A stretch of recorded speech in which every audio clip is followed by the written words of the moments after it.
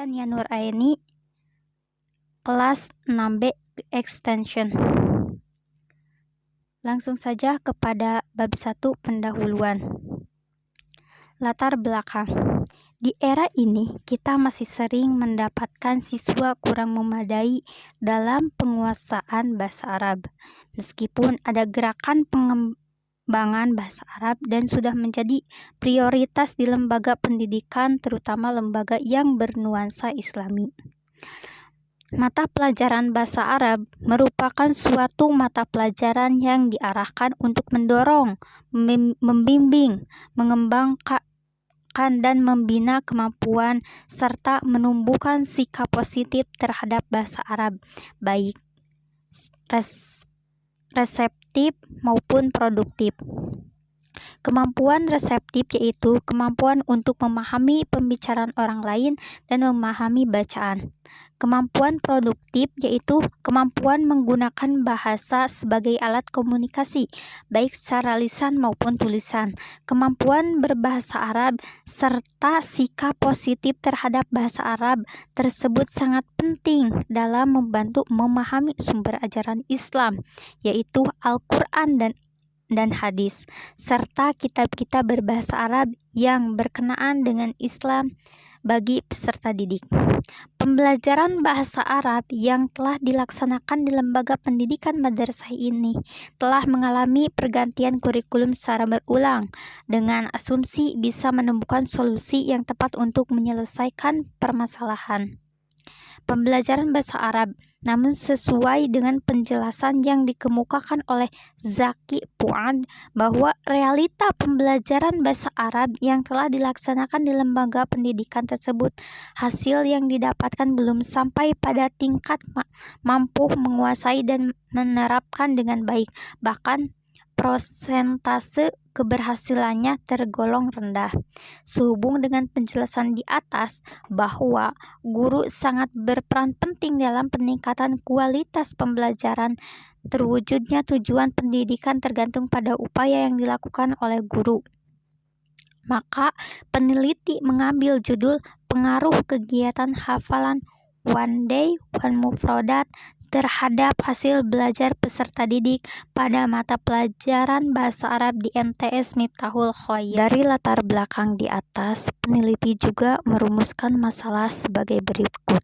Yang pertama, bagaimana bentuk kegiatan hafalan One Day One Mufrodat terhadap hasil belajar peserta didik pada mata pelajaran bahasa Arab di MTS Miftahul Khoir, Rancasar, Kecamatan Majalaya, Kabupaten Bandung. 2.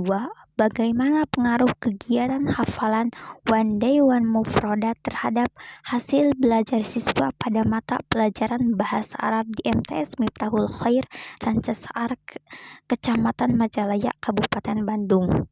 Adapun tujuan dari penelitian ini adalah yang pertama, untuk mengetahui bentuk kegiatan hafalan One Day One Mufrodat terhadap prestasi belajar siswa pada mata pelajaran bahasa Arab di MTS Miftahul Khoir, Rancasar, Kecamatan Majalaya, Kabupaten Bandung.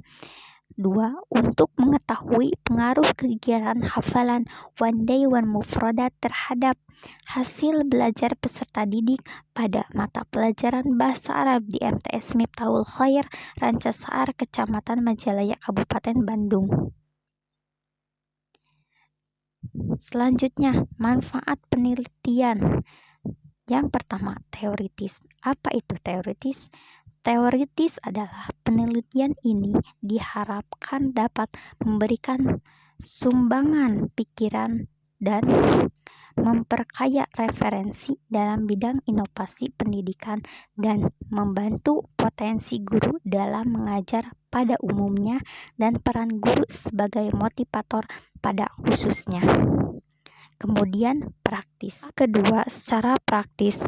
Bagi kepala sekolah, hasil penelitian ini diharapkan dapat digunakan sebagai bahan pertimbangan menentukan langkah untuk meningkatkan kinerja guru PAI, khususnya dalam mata pelajaran bahasa Arab, dalam motivasi belajar siswa sehingga terjadi pembelajaran yang makin intensif dan perolehan belajar yang makin berkualitas secara intelektual, emosional, dan spiritual. B. Bagi guru, hasil penelitian ini diharapkan dapat dimanfaatkan sebagai bahan penambahan informasi untuk menentukan sikap yang lebih tepat untuk menentukan kiat yang jitu dalam semangat motivasi belajar siswa yang sesuai dengan perubahan kondisi fisik dan sosiologi siswa. C. Bagi peneliti yang akan datang, hasil peneliti ini dapat dimanfaatkan sebagai penambah informasi untuk menyusun rancangan penelitian lanjutan dengan menerapkan pendekatan metode dan strategi yang variatif. Selanjutnya, kerangka pemikiran.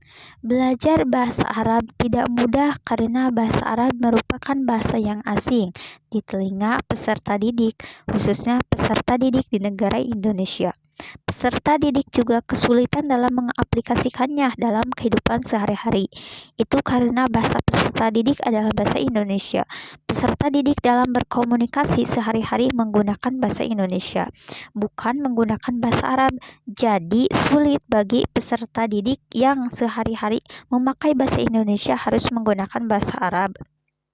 Pembelajaran bahasa Arab dapat mengembangkan keterampilan peserta didik dalam berkomunikasi lisan dan tulisan untuk memahami dan menyampaikan informasi, pikiran, dan perasaan. Jadi, mata pelajaran bahasa Arab diperlukan agar peserta didik dapat mengembangkan dirinya menjadi warga negara yang cerdas, terampil, dan berkepribadian. Berdasarkan uraian di atas, penulis sangat tertarik untuk menelitinya. Penerapan kegiatan One Day One Mufrodat sebagai variabel X dan hasil belajar siswa sebagai variabel Y. Selanjutnya, hipotesis. Hipotesis merupakan jawaban sementara terhadap rumusan masalah penelitian, di mana rumusan masalah penelitian telah dinyatakan dalam bentuk kalimat pertanyaan.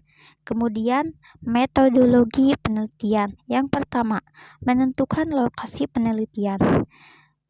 Penelitian ini dilakukan di MTS Miftahul Khair Rancasar, Kecamatan Majalaya, Kabupaten Bandung. Yang kedua, menentukan jenis data. Jenis data yang dikumpulkan dalam penelitian ini ada dua, yaitu data kualitatif dan data kuantitatif. Yang ketiga, menentukan sumber data. Sumber data adalah benda, hal, atau orang, tempat penelitian mengamati, pembaca, atau bertanya tentang data. Yang dijadikan sumber data dalam penelitian ini adalah dengan populasi dan sampel. Populasi adalah keseluruhan dari karakteristik atau unit hasil pengukuran yang menjadi objek penelitian. Kemudian sampel adalah sebagian atau wakil populasi yang telah diteliti. Langkah selanjutnya, pengumpulan data. Yang pertama, metode penelitian. Metode yang digunakan dalam penelitian ini adalah metode deskriptif kuantitatif. Yang kedua, teknik penelitian. Untuk memudahkan pengumpulan data yang diperlukan, maka akan digunakan teknik-teknik sebagai berikut dengan cara observasi, wawancara, angket, studi pustaka, teks. Selanjutnya, teknik pengujian data.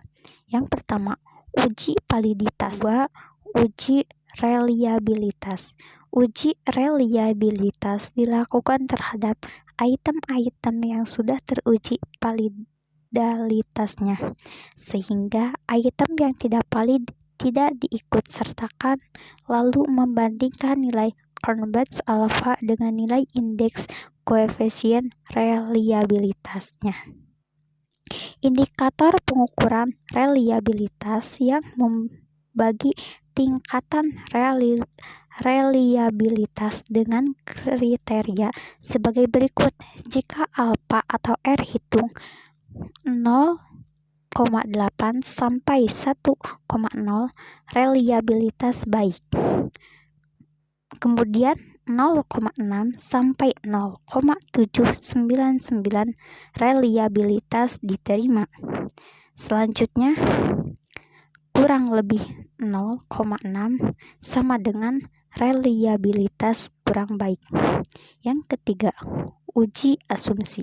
Uji asumsi digunakan untuk memberikan uji awal terhadap suatu instrumen yang digunakan dalam pengumpulan data, bentuk data, dan jenis data yang akan diproses lebih lanjut dari suatu kumpulan data awal yang telah diperoleh, sehingga syarat untuk mendapatkan data yang tidak bisa menjadi terpenuhi. Ada dua pengujian dalam uji asumsi, yakni yang pertama uji normalitas, yang kedua uji linearitas. Teknik analisis data. Yang pertama, analisis kolerasi. Analisis kolerasi dapat diartikan untuk mengetahui derajat hubungan antar variabel-variabel. Ukuran derajat hubungan tersebut dinamakan koefisien kolerasi yang dilambangkan dengan nilai R/XY. Tabel 1,1 interpretasi koefisien kolerasi nilai R. Interval koefisien 0,00 sampai 0,199. Sangat rendah. Tingkat hubungannya sangat rendah. 0,20 sampai 0,399, tingkat hubungan rendah. Selanjutnya 0,40 sampai 0,599, tingkat hubungan cukup kuat. Selanjutnya 0,60 sampai 0,799, tingkat hubungan kuat. Yang terakhir 0,80 sampai 1,000, tingkat hubungan sangat kuat. Yang selanjutnya analisis regresi. Analisis regresi adalah bentuk hubungan fungsional antara variabel-variabel. Hubungan antara variabel tersebut dinyatakan dalam bentuk persamaan matematis, yaitu Y sama dengan A ditambah BX. Sekian pemaparan presentasi. Maaf apabila dalam pemaparan banyak salah kata dan kurang. Semoga pemaparan ini bisa bermanfaat bagi orang banyak. Wassalamualaikum warahmatullahi wabarakatuh.